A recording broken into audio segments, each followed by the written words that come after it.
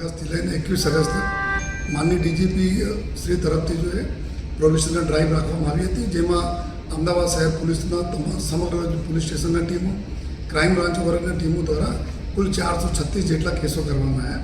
આમાં ઇંગ્લિશ દારૂના લગભગ 80 લાખ રૂપિયાના મુદ્દામાલના કેસો થયા જોઈએ અને આ દેશી દારૂના ટોટલ લગભગ 9 લાખ રૂપિયાના કેસીસ થયા.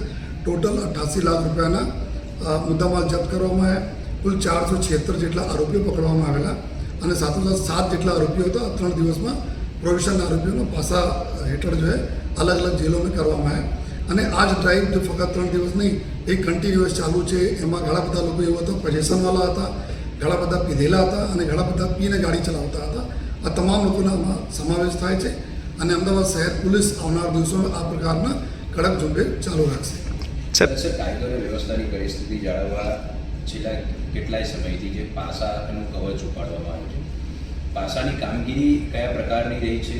10 દિવસની અંદર કેટલા લોકોને પાસા કરવામાં આવે છે અને ખાસ કરીને કેવા કેવા આરોપીઓને સૌથી વધારે પ્રાધાન્ય આપવામાં આવતું હોય છે?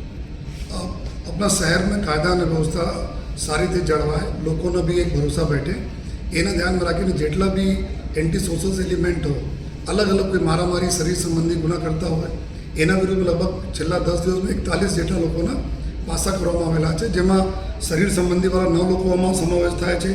અને પછી જો કોઈ ચેન સ્નેચિંગ કરવાના, કોઈ રિક્ષામાં બેસીને પર્સ ખીંચી જવાના જોઈએ યા ચોરી કરવાના જોઈએ, એના લગભગ 14 જેટલા આરોપીઓના પાસા કરવામાં આવેલા છે.